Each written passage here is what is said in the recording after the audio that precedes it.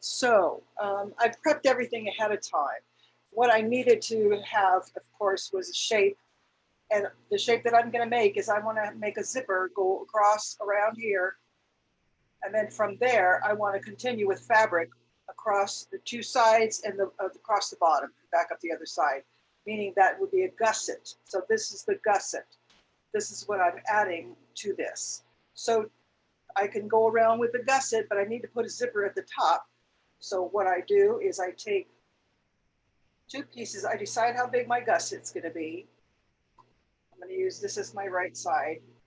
And then I'm going to connect my gussets together with two more pieces that's going to have a zipper in the middle. So what I'm doing is I'm taking these two pieces and I'm going to put the zipper on here. I've already measured my zipper and hopefully it will fit.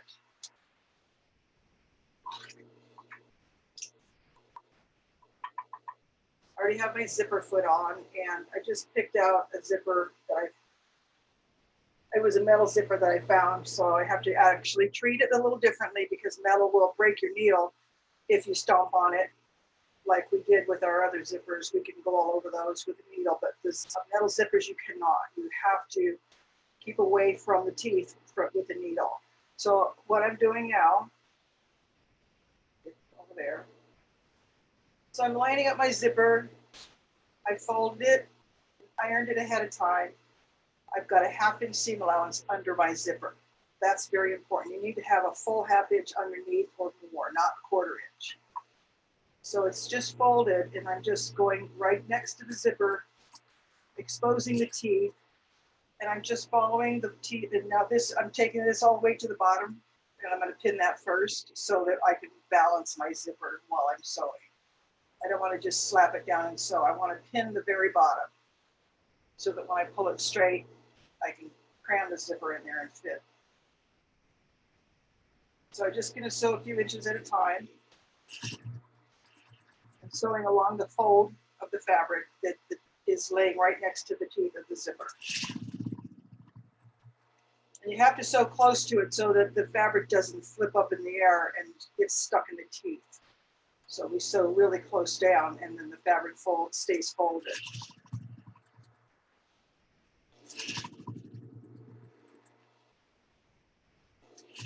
So this is the top of a bag, like it's the top of a backpack. It can be the top of a purse. It could be the top of or the bottom actually of a pillow. If you wanted to make a pillow this way, you would make a pillow any shape you want, but you would use the same idea of putting two thin pieces of fabric next to the zipper. You could cover an entire sofa cushion this way. You're sort of preparing the zipper to become part of the gusset. The gusset being the extension, making it the thicker. So now I sewed a little bit on, so I'm going to go to the top part of the zipper and I'm going to pin that down too, just so I don't have any surprises at the end. I pin it now, and if I have to pull or tug or smoosh, because fabric does that so nicely, pulling and tugging and smooshing, just to get it to fit nicely.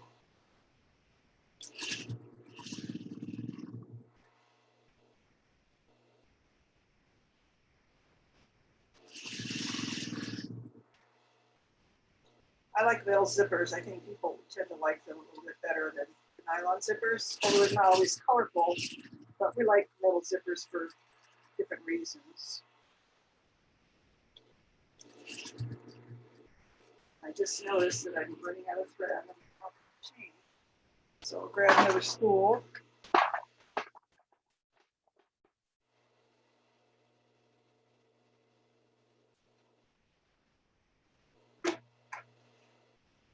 Rethreading here. Actually, I can cheat and I can just tie on.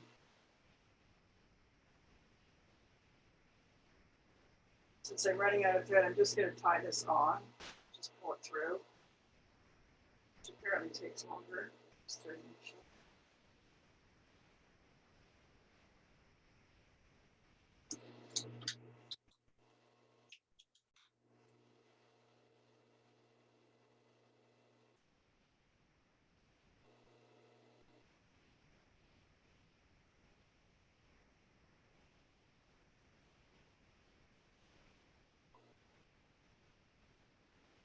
So you're watching a bit of threading on this industrial machine, and honestly, all machines thread the same, pretty much the same, a little bit different, but they all have the same areas that need thread, and they get threaded for different reasons. Some are thread guides, and others are actual the stitch regulator, and take up spring, things like that, the tension. So it's all on all the machines. Once you understand how it works, then you'll understand how to thread them. No matter what machine you walk up to, you'll be able to thread. You probably could do that now.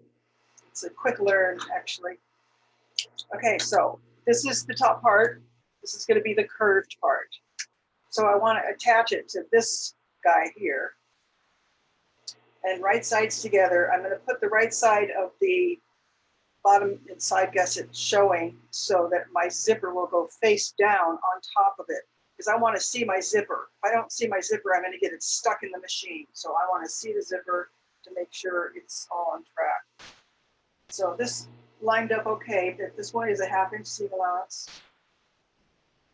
It's a little bit less because I got to go really close to my zipper teeth here. Should have that other zipper foot on. So I'm going to try anyway. So I'm just going to sew zipper to the rest of the gusset just on one end first. Back stitch.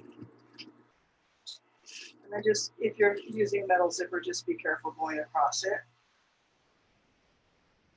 Oh, wow, that's not in the middle.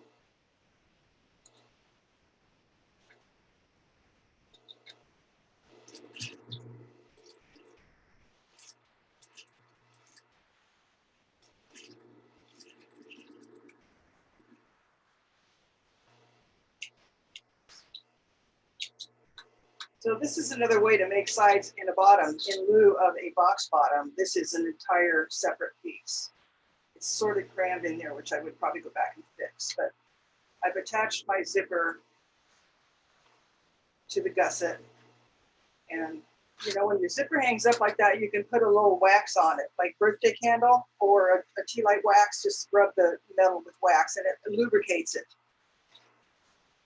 So now I take my rounded piece, and I've already overlocked the edge, but then I'm going to go ahead and flat line it. So what I did, when you do a backpack or a bag like this, you don't line it separately like we did on the tote bag or the iPad bag. You flat line it, which means you sew your lining directly onto your front piece so that they become one, and now I don't have to worry about it, except that later I will find the raw edges. So I want to find the middle of my zipper, and I want to find the middle of my piece. So I'm just going to fold my zipper in half. I didn't sew this other end on purpose because this might be too long. So I want to make sure if it's the right size. So what I'm going to do is I'm just going to take my zipper part, which is the part that's going to be exposed. I'm going to fold that in half. That gives me my center. That gives me the very center, the top part of my zipper. That's not a good pin. Just bent that pin all the smithereens. Okay, so that is marking the top center of my zipper.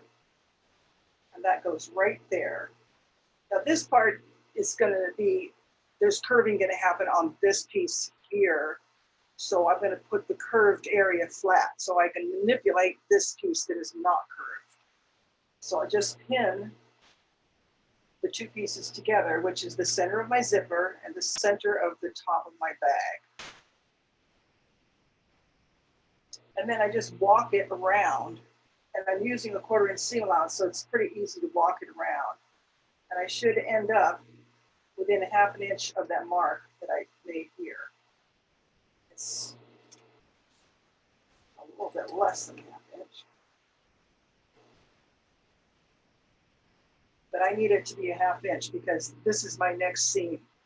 Later, I'm going to close this zipper seam with the other piece of the fabric. So there's my 1/2 inch mark.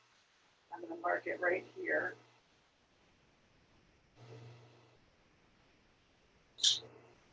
But here's the caveat. I'm not going to sew all the way here. I need to leave this open. So I'm going to start about 2 inches away. leaving this open because later I need to sew the other piece on. You could measure it exactly and sew the other piece together now.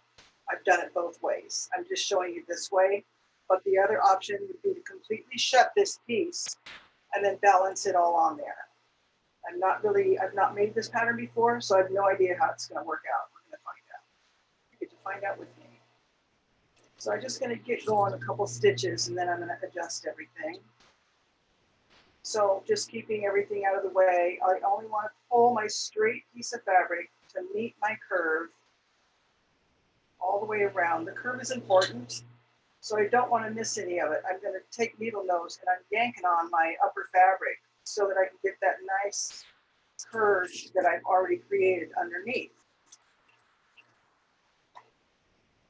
And needle nose are exceptionally fabulous little fingers because I can pull with them and then I can push down with them and manipulate with them. So I pretty much have them in the drawer next to me all the time. So this is my center top point, and if I look ahead over to the zipper part, that seam that I made is lining up with my mark, so that's a good thing. Let's see if this will line up. So now that I know this actually lines up, I want to go ahead and pin that so that I can keep really tight hold on it, so I can pull and manipulate here. Because I need to get this straight part of this fabric to meet my curved part. And it's a little bit tight, so I'm pulling on it, giving it a little pull. Stretch it out a little bit, no problem. Just pulling and curving as I go. So even though I'm sewing a straight piece of fabric onto a curved piece, I definitely want to make sure that while I'm sewing that I'm actually curving my stitching. So I'm going to use my needle nose to pull that all the way out nicely. Have it meet up.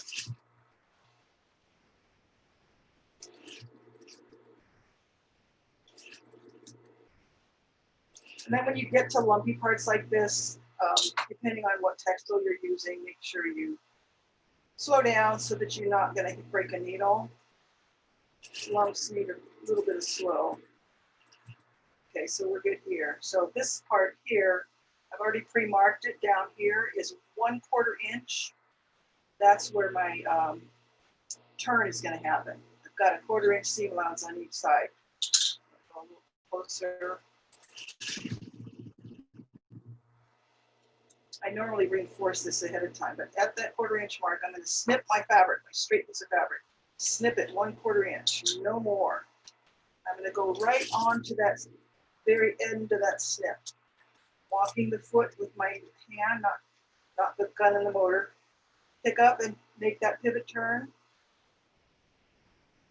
Move this excess out of the way and then cross my corner. And straight on to the next die.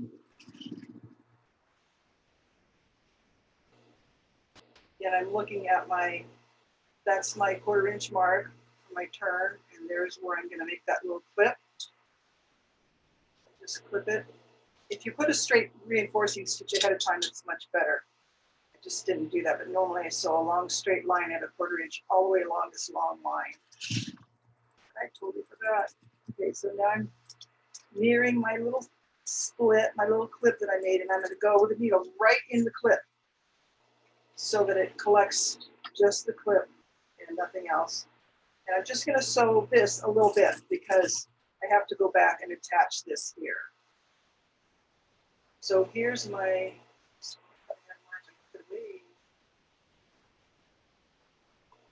so here's what happens. These two guys end up meeting together at a 1/2 inch seam allowance. So I left that open so that in case this was too long, I could address it and I could shorten it. If it was too short, then I would maybe open it up and maybe add a bigger piece. However, you could close this ahead of time if you want. It works both ways. If you did good measuring, which apparently I kind of did here, then you could close it up ahead of time and not have to jump off of here and then jump back on. I could have just gone like this in the first place, but I've done it both ways. Just sewn straight across here at my 1/2 inch seam allowance. across my zipper. And again, I put the zipper at the top, above, not down underneath, so I can't see it. I need to see my zipper to make sure that I'm not going to run over it. I'm just holding everything in place.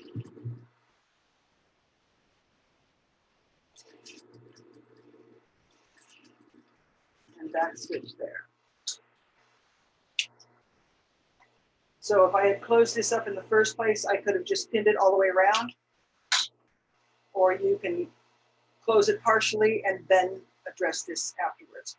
These seams here where the zipper is on both sides, they always go down. There's no way that you could press that seam open because it would be in the way of the zipper here. So it needs to go down away from the zipper. So I'm going to go back where I left off, which is around the corner. I'm going to hit that with a back stitch just in case. And all I have to do is lay everybody down, and I'm continuing my 1/4 inch seam allowance. And where I started, I'm going to pass so that I have an overlap, which is right around here somewhere. You don't need to back stitch. If you overlap it by about 1 inch or 1/2 inch, it's fine. 1 inch is good. Overlap it like that. So there we have 1/2 of our gusset.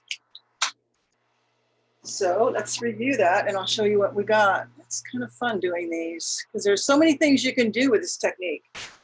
Let's take my pins out first. From this point, I usually, I will fix that pucker. I usually check everything first, but this is what I end up with. I would probably need to trim these corners because they're going to be too bulky stuffed in there. So I'm going to cross cut my corners like that and trim it really close to the end of the corner. I don't want to clip threads all over my computer, so I'm clipping it out of the way, but it looks like that. Just cross cutting kind of close to the corner so that when you punch out the corner, you don't have bulky thread in there. I mean, a bulky corner in there. So that becomes the bottom of your bag. This becomes the sides. Now this can be many things at this point, whatever your design is. Sometimes you'll see this as part of a backpack, where this is an add-on and then you have a bigger backpack onto that. I mean, there's unlimited possibilities using this idea. If I wanted to just keep it this size and I decided maybe make a purse out of it, I could sew straps on here and here right now, or I could sew them before I shut this. It's up to me whether I want them inside, or sometimes I would maybe put a leather strap and I would just put a rivet through it and have that riveted look to go on there. But the next thing I would do to open this up, don't forget to open it, and I would do the same exact thing that I just did, is sew these two pieces together, make sure that you have your right sides together, and you would go ahead and do the same thing you did on the first side. Your corners, matching your center top part, and that is it. Very simple.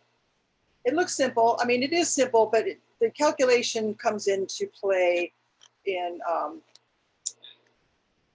this zipper. It's not as fun as I thought it would be. I'll have to put some wax on it. So this is a pretty good size of a gusset.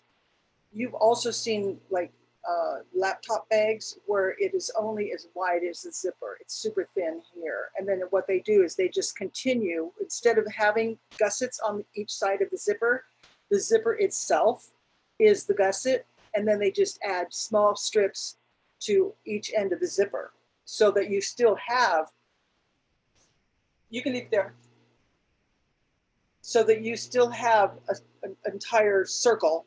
And then you do the same thing, you balance it out. The only difference is your zipper doesn't have any gusset on it. Your zipper is the gusset itself. If you're doing that, I'll make a quick mention. If you're doing that for a laptop bag, you can buy really nice zippers that are good for laptop bags, but consider something that's really important. This is the inside of my zipper. And if I made that into a laptop bag, these teeth would scratch up my laptop. As you know, if you look into your laptop bag, the inside of your zipper, the teeth are built differently. They're built so that they only show and function on the outside, and the inside is very smooth. So when you buy a zipper to use for a laptop bag, make sure you buy a zipper where the teeth are not going to scratch up whatever you're putting in there. Something to think about. Every time we buy something, we have to think about a lot of little different things that didn't come to mind when we decided to make something. You have to process it in your mind before you buy everything, so that you know exactly what you need to get, and that you're getting the right product. Or if you need to buy things to go with it, like stabilizer, interfacing, straps, you want maybe D-rings, are you needing rivets? There's a lot of questions that come to mind. Turn off that noisy machine. Do you have questions? Does that help, Arthur? Yes. I'll put this recording up so that you can review it if you need to. Okay. Do you guys have any other questions? It's almost 5. I can let you go a couple minutes early, or you can talk to me about your projects real quick if you want, whatever you choose.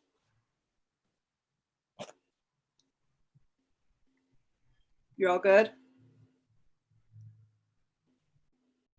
So I'll finish this. I don't even know what this is. Maybe a little makeup bag or something, or a purse. I make stuff in class and then it's piling up. But you can see how you can make a pillow out of this too. If you were making a pillow out of it, you could use an invisible zipper. And I do have a zipper video that I'm going to make and put up for you guys, just so that it won't take more class time. I can put the video on how to put an invisible zipper in, because that's a fun one to put if you want to have it in a pillow. That way you don't have zipper teeth showing. You could also lap. You don't have to make the zipper this way. You could also lap the zipper, which, let me show you that.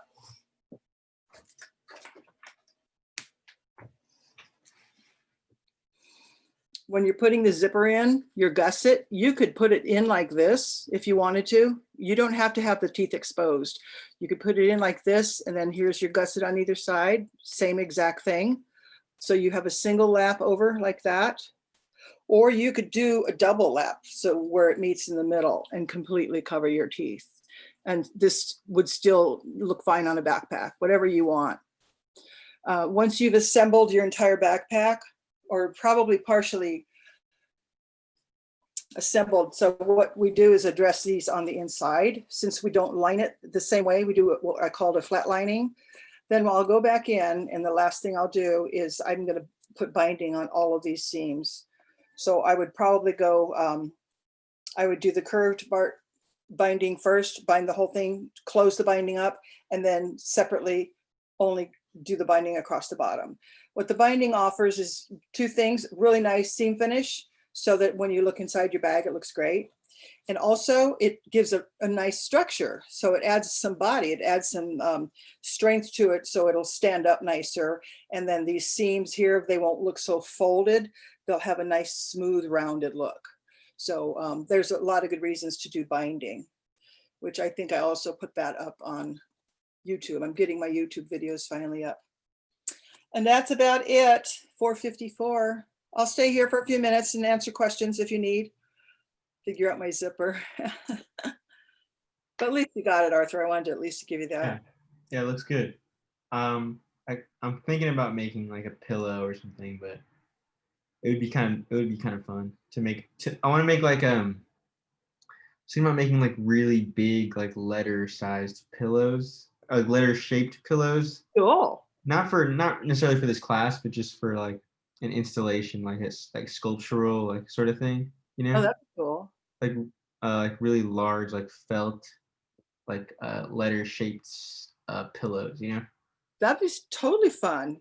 And So, something like that, there's a lot to think about, because stuffing something large can be quite an endeavor, which is not to say it's hard. It just takes a lot of stuffing. And I would advise you, when you're ready, Joanne sells stuffing in a box. I think it's like a 5-pound box, which doesn't sound like very much. And it's in, a yay big box. and you get it home and you open it up and it explodes everywhere. Those boxes are not cheap, but what I do when I want more stuffing, I go to Joann's with a coupon and get at least the 40 or 50% off coupon. And then that Yeah. box becomes super affordable and you can get a lot more stuffing done. Don't buy the little bags of stuffing. You'll go broke. Okay. Get it in the box with a coupon, let it explode all over your house. It's just, you know, it's fun to use it. But if you had to put it back in the box, that would never happen. Okay. Yeah. Yeah. For my Fun. so for my next Pardon me? for my next project for this class, I do want to make. I'm thinking about making like a pair of pants or something. So Okay. as far as that goes, is there like a specific like is there like a standard like pattern to follow and like a template of sorts, or should I just kind of start measuring like my pants or The something? thing is all of those answers are yes. By the way, yes. Okay. It is far easier because you've never made a pair of pants before. It's far easier to go get a pattern, especially we love them when they're on sale, and use the pattern because it's got directions, it's got the sizing. You would partially make it and try them on before you went ahead and did more finishing. It gives you a construction order on how to do what first and what next and how to put things together. So it's a really good tool to have, is to make a pair of pants out of a pattern. Yeah. Because after you make 1 or 2 pairs of pants, you realize how hard it is to take a pair of pants that you already own and knock off, which we call, when we copy a pattern, we knock off a pattern. It's a lot more work. And with only 14 weeks, it's hard to get pattern making in. I can Yeah. teach you anything you want to know about pattern making, but it's really hard to get all of that in 14 weeks, especially since it's still new to you. Yeah. Like I still say driving always is a good analogy. You learn how to drive a car, but you're not on the freeway yet, you know, and you're not ready, but you guys are probably ready soon to go on the freeway, but then you're not ready to do an Indy 500 or anything. Yeah. Yeah. So it's all about taking the steps and taking the time and owning what you know first, then moving on, so that when you move on to something harder, the harder thing will make sense to you because you've already done a simple version of it. Okay. The easiest And, pair, huh? and where would I go to get like a pattern for pants? Is that just at Joann's also? Yeah, Joann's has patterns. You can also get them online. Sometimes they have sales online. I'll put the names of the pattern companies in the chat. There's Okay. 4 pattern companies that are most common, but I think there's 4 different companies, but now they've merged, so there's really only 2. But there's it's pattern names, and you would look in the books when you get to Joann's. Inside the books, they'll have a section where you would look up men's, and it's not a lot of men's, so you're kind of stuck with a few pages.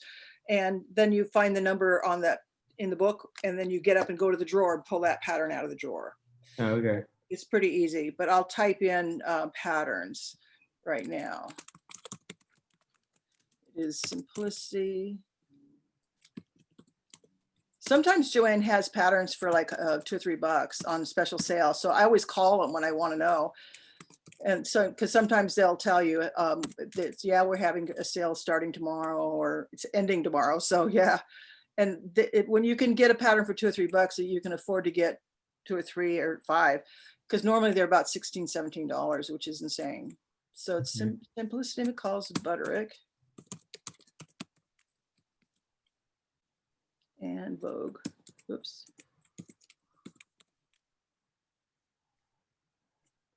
And then also you'll see quick.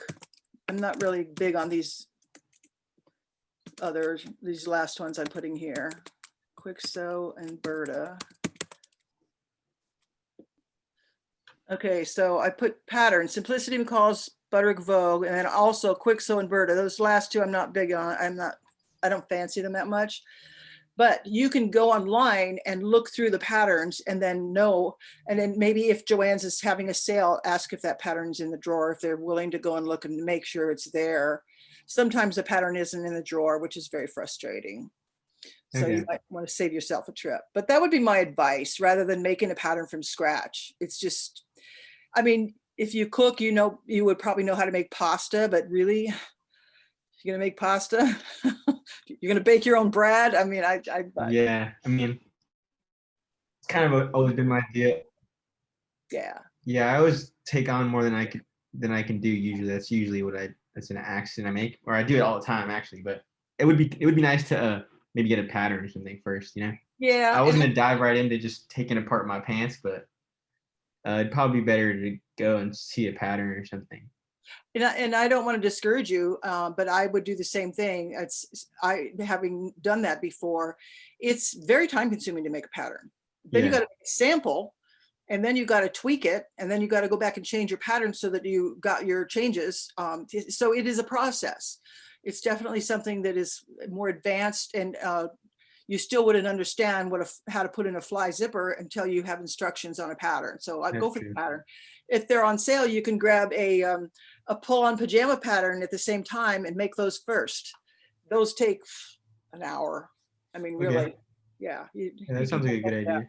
Yeah, they're fun, and they don't have to be pajamas. I mean, you can just pull on pants just to run around outside and make them out of a soft fabric that would drape nicely. Just remember when you're buying fabric for clothing, bunch it up, take a look at it, say, is this going to be soft or is it going to stick out funny, or am I going to have to iron it all the time, or is it dry clean only? Yeah, you got to read everything.